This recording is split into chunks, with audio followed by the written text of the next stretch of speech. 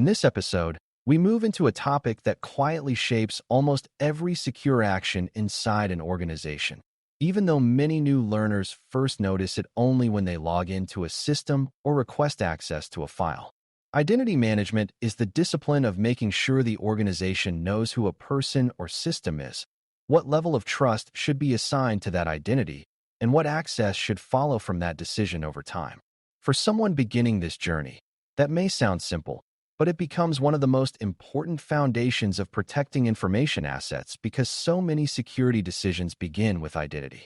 If the organization cannot reliably establish identity, manage it through change, and connect it to appropriate access, then confidentiality, integrity, and availability start to weaken in very practical ways. The reason this topic matters so much is that modern organizations depend on digital identities for employees, contractors, vendors, customers, applications, and devices, and each one creates both an operational need and a potential security risk that must be managed carefully. Before we continue, a quick note. This audio course is a companion to our course companion books. The first book is about the exam and provides detailed information on how to pass it best. The second book is a Kindle-only ebook that contains 1,000 flashcards that can be used on your mobile device or Kindle. Check them both out at cyberauthor.me in the Bare Metal Study Guide series. A useful place to begin is with the basic meaning of identity management itself. Identity management is the set of processes, controls, and responsibilities used to create, maintain, use, review, and eventually remove identities within an organization's environment. An identity is not just a username on a screen. It is the representation of a person, system, service, or device that the organization recognizes and uses as the basis for trust, authentication, authorization, monitoring, and accountability. That means identity management is not a narrow technical feature hidden inside a login page. It is a broader control discipline that supports how access is granted, how activity is traced, and how sensitive information is protected from misuse or error. A beginner should notice that the topic is really about trust management at scale, because organizations need a structured way to decide who belongs in the environment, what they should be allowed to do, and how that decision changes as roles, risks, and responsibilities evolve over time. This subject matters because identity is the starting point for so many other safeguards. Before an organization can decide whether someone should see payroll data, approve a payment, view a customer record, change a system configuration, or access a restricted facility, it has to establish who that person or system is in the first place. If the identity is weak, shared, incorrect, or outdated, then every access decision built on top of it becomes less trustworthy. That is why identity management affects more than convenience. It affects confidentiality by helping keep information away from unauthorized users, integrity by helping ensure that approved actions come from the right sources, and availability by supporting secure but reliable access for legitimate business work. For a new learner, one of the most important lessons is that many security failures do not begin with advanced attacks. They begin with weak identity practices, such as stale accounts, excessive privileges, poor verification, or careless assumptions about who should still have access to important systems and data. It also helps to separate identity from account, because people often use those words as if they mean exactly the same thing. An identity is the recognized digital representation of a user, device, or service, while an account is often one of the ways that identity is expressed within a specific system or application. One person may have a single organizational identity, but multiple connected accounts across different tools and platforms. That distinction matters because an organization may think it understands who belongs in the environment while still losing track of the many accounts tied to that person across systems. When identity management is weak, accounts multiply, old access remains active, and the organization's picture of who can do what becomes fragmented and unreliable. For a beginner, this is an important mental shift. Good security is not just about making sure every system has users listed somewhere. It is about maintaining a consistent understanding of real identities across the environments where those identities operate, so access decisions remain accurate and accountable. The life cycle of an identity is one of the central ideas in this topic, because identity management is not a one-time event that ends after account creation. Identities move through stages, beginning with onboarding, then changing as roles shift, responsibilities expand, projects begin or end, and employment or contractual relationships eventually conclude. Each stage creates control needs. A new employee may need access quickly, but not carelessly. A promoted manager may need broader permissions, but those changes should reflect actual responsibility rather than habit or convenience. A contractor who leaves a project should not continue to keep active credentials simply because no one completed the cleanup. This life cycle view matters because identity risk often comes from change, not just from initial setup. For a beginner, understanding identity as a living process rather than a one-time administrative task helps explain why organizations place so much attention on provisioning, modification, review, suspension, and deprovisioning as connected activities rather than isolated pieces of account administration. Another foundation of identity management is identity proofing, which is the process of establishing that an identity really belongs to the person or entity claiming it. This is easy to overlook because many people assume identity begins the moment a username is created, but that is not the right way to think about it. The organization must first decide how much confidence it needs before trusting that a new identity is genuine. That confidence may come from human resources, HR, processes, contractor onboarding controls, document verification, managerial approval, or technical enrollment methods that tie the identity to the correct person or system. The strength of proofing should fit the sensitivity of the environment and the level of access being requested. For a beginner, the important point is that identity management begins before authentication ever happens. It begins with deciding how the organization knows the identity is real, because everything that follows depends on that first trust decision being made with appropriate care. Once the identity exists, authentication becomes the control that tests whether the user or system is really the identity it claims to be at the moment of access. Authentication is often explained through factors such as something the user knows, something the user has, or something the user is. A password is a common example of something known. A hardware token or mobile prompt may represent something possessed, and a fingerprint or facial scan can represent something inherent to the person.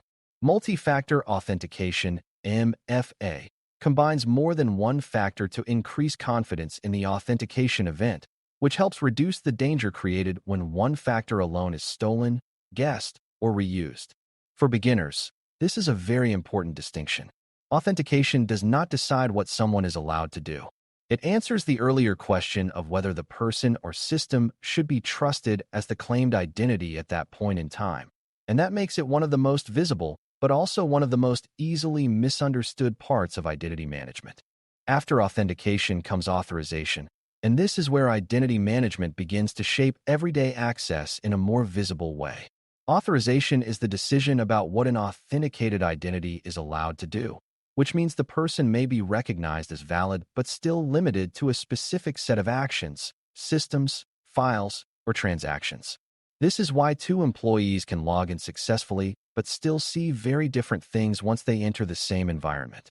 Their roles, responsibilities, business need, and risk level may not be the same, so their permissions should not be the same either. A strong identity program supports least privilege, meaning that users receive only the access necessary to perform legitimate work and no more. For a beginner, this matters because many access problems do not come from failed authentication. They come from overly broad authorization, where people who should have had limited access instead receive much more than needed, which increases the chance of misuse, error, exposure, or serious damage if an account is compromised. Provisioning and deprovisioning are two of the most important identity techniques because they turn policy decisions into operational reality.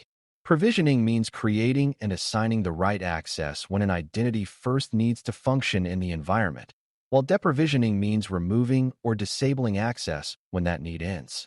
In practice, these activities must be timely, accurate, and connected to business events such as hiring, role change, leave of absence, termination, or the end of a vendor relationship. If provisioning is sloppy, people may receive access before approval, receive the wrong access, or receive more access than their job requires.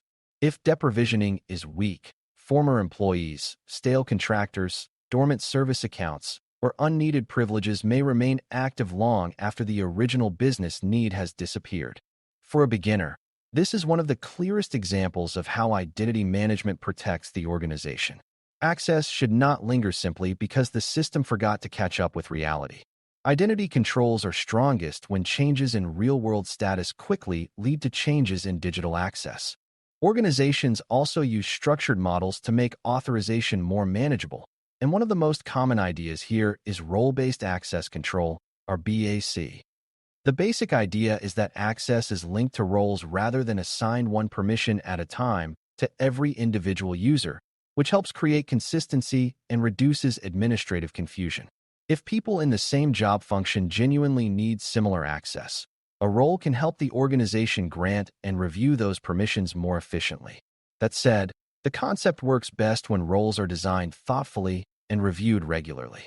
Poorly designed roles can accumulate extra permissions over time and become too broad, which creates the same risk that identity management is meant to reduce. For a beginner, the lesson is that identity techniques should support both control and practicality. The goal is not just to restrict access, but to do so in a way the organization can manage, explain, review, and maintain as staff and business processes continue to change. Another major identity technique involves reducing friction while still maintaining control, and this is where ideas such as single sign-on, SSO, and federated identity become useful to understand at a high level. SSO allows a user to authenticate once and then access multiple connected systems without repeating separate login actions each time, which can improve efficiency and reduce password fatigue. Federated identity extends trust across organizational or technical boundaries, so one identity can be recognized by multiple environments based on agreed trust relationships. These techniques can improve user experience and simplify administration, but they also increase the importance of strong central identity controls because one successful authentication may now open the door to many connected resources. For a beginner, the important point is not to memorize implementation details. It is to understand the security trade-off. Identity techniques that improve convenience and consistency can be very valuable, but they also make the quality of authentication, authorization, monitoring, and trust relationships even more important than before. Not all identities represent ordinary people, and that is another reason this topic becomes so important in modern environments. Systems, applications, scripts, services, and devices often need identities too, and these non-human identities can be highly privileged, constantly active, and easy to overlook if management processes focus only on employees. A service account used by an application may access large amounts of data or perform automated actions that affect important systems. A device identity may help determine whether a laptop or mobile endpoint is trusted enough to connect to organizational resources. These identities require the same basic discipline as human ones, including clear ownership, appropriate privileges, secure credential handling, periodic review, and removal when no longer needed. For a beginner, this is a useful expansion of perspective. Identity management is not just about people typing passwords. It is about managing trust for every entity that participates in the environment, because the organization's systems increasingly depend on automated interactions that can create serious risk if their identities are weak or poorly governed. Privileged identities deserve special attention because they can make powerful changes, reach sensitive information, and affect the availability of critical services. Administrative accounts, system operators, security managers, database administrators, and certain service identities may all hold elevated permissions that create higher impact if misused or compromised. That is why organizations often apply stronger oversight to these identities through tighter approval, stricter monitoring, more limited use, and additional protective measures. Privileged access management, PAM, is one structured way organizations think about controlling and monitoring this kind of elevated access. For a beginner, the key point is that not all identities carry the same level of risk. The more powerful the identity, the more carefully it should be managed, because one mistake or abuse involving privileged access can affect many users, systems, and datasets at once. Identity management, therefore, includes not just assigning access, but recognizing which identities deserve stronger discipline because of the potential impact they carry. Review and monitoring are essential because identity environments drift over time if nobody checks whether access still makes sense. People change jobs, projects end, systems are replaced, managers approve temporary exceptions, and once clean role structures can slowly become cluttered with outdated privileges. If the organization never reviews access, stale rights remain active, and the gap between real business need and actual system permissions keeps widening. Periodic access reviews, separation of duties checks, activity monitoring, and investigation of unusual behavior all help restore confidence that identities are being used appropriately. Separation of duties matters especially when one person should not control all parts of a sensitive process, such as creating and approving payments or making and hiding system changes without oversight. For a beginner, this is an important closing part of the identity story. Identity management is not complete when access is granted. It remains effective only when the organization keeps checking that identities, permissions, and activities still match what the business intended and what risk management requires. One common misconception is that identity management is basically just password management, but that view is much too small.